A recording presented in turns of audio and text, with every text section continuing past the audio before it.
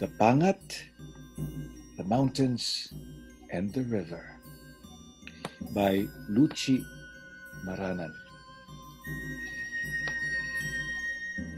Apong Chumalig sat at the ator to rest. The children came running down the path from school. They saw him preparing his uwa and gawod leaves sprinkled with apog to make moma for chewing. Apong, tell us a story again. Please finish what you started. Tell us now, Apong. Juana implored the old man. The children gathered around him. All right, only if you go home once your parents call you so they don't worry, the old man said. Today is Friday, and Ina said we can stay to listen to your story. We'll get more firewood for our anido. One I volunteered. In that case, you'll have the rest of the story. The old man bent to spit his red-colored chewed muma. The children ran for more firewood and were back so fast. Apong, you said last time you had to unite with other tribes against enemies from other places? Si Pangat said. Yes, that's true. Time came when we, the Kalinga and the Bontok, had to strengthen our bodong to defend our villages. One brave, heroic man stood out among us and urged the people of the Cordillera to unite and fight so that all of us can still live these beautiful mountain villages. The old man gestured with his hands as his eyes swept around the weathered roofs, now turning darker with the setting sun. Did you know him? Was he your friend? Asked Juana.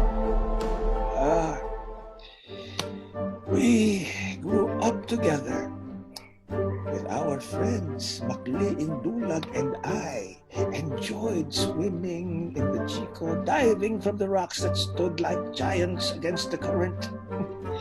We explored the forests where our fathers hunted deer and wild boar. The old man recounted.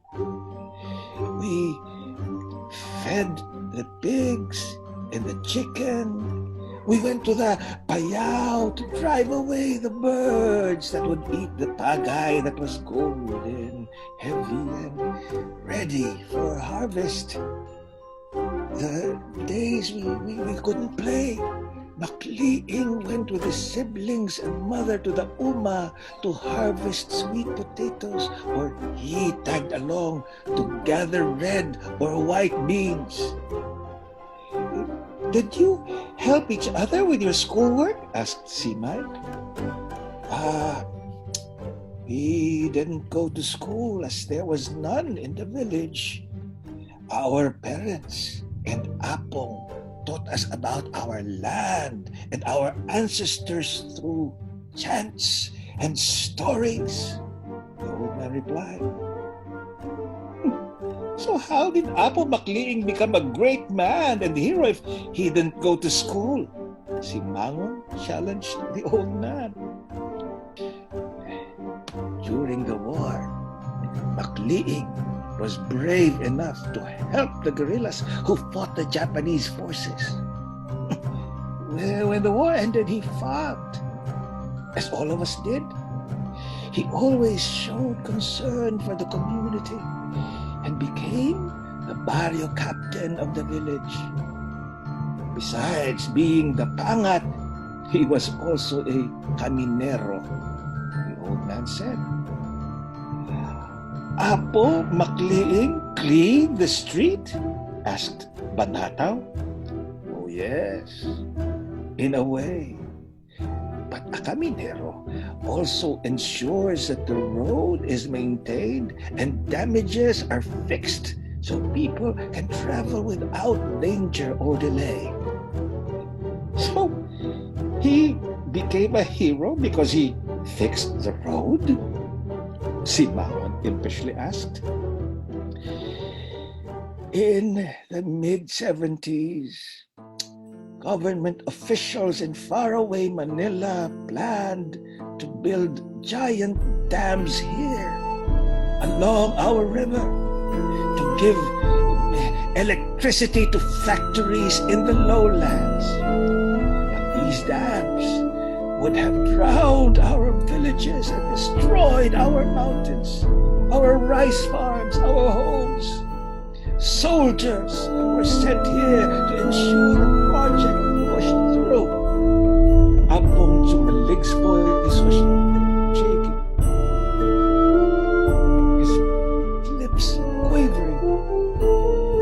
Makliing called for a village meeting and advised us to be prepared. One day, important people came to explain that the dams had to be built for what they called progress. The old man continued. How did Apo Makliing fight them, Apo? An agitated one, I asked. Makliing defiantly faced the officials and the soldiers and told them, "You ask us if we own the land and mock us, saying, 'Where is your title?' Such arrogance of owning the land when you shall be owned by it. How can you own the land which will outlive you?" The officials realized they faced a stubborn tribal leader. The old man said, "Those evil people wanted to harm us," Simay said, shaking her head. Makliing told us to be ready to fight with weapons since the government did not listen to our pleas and petitions to the dictator in his palace. They threatened us with guns, arrested, and jailed us. A top government official who had a bad reputation for exploiting tribal people tried to bribe us with truckloads of food and other gifts. But we followed Makliing, who stood his ground. The old man bent to fix the fire. Had we been there, we'd have fought with you, Simay said.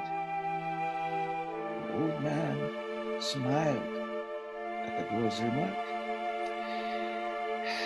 This official even brought Makliing to a big, expensive hotel in Manila where he handed him a thick envelope. But Makliing said, "This envelope can contain only one of two things, a letter or money. If it is a letter, I do not know how to read. And if it is money, I do not have anything to sell.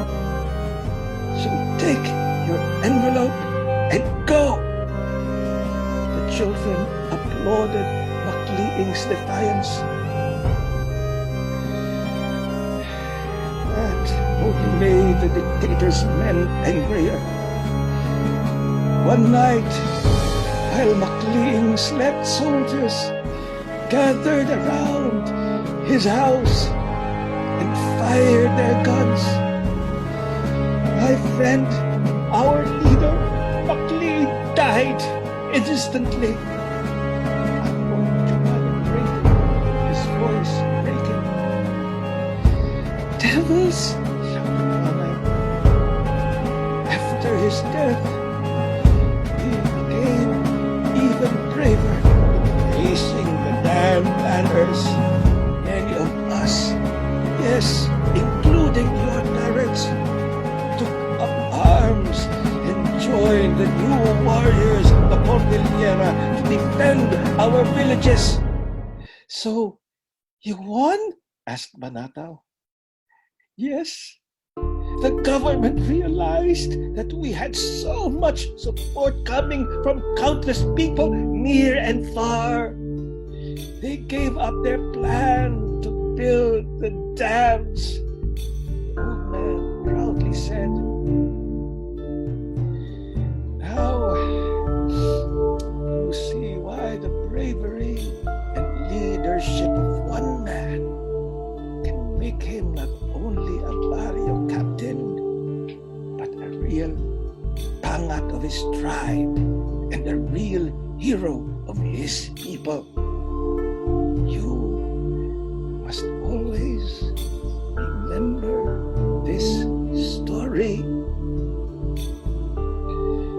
The softening voice of the old man prompted the children to start heading for home. Apong will tell our Ama and Ina what you told us tonight so they'll remember too. When I said, the others nodding in agreement. Oh, they haven't forgotten.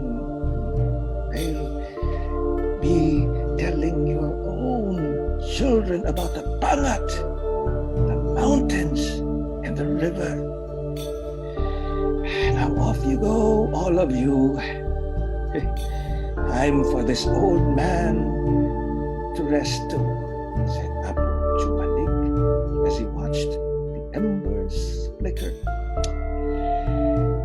The children safely reached their homes, and the quiet of night settled upon the village.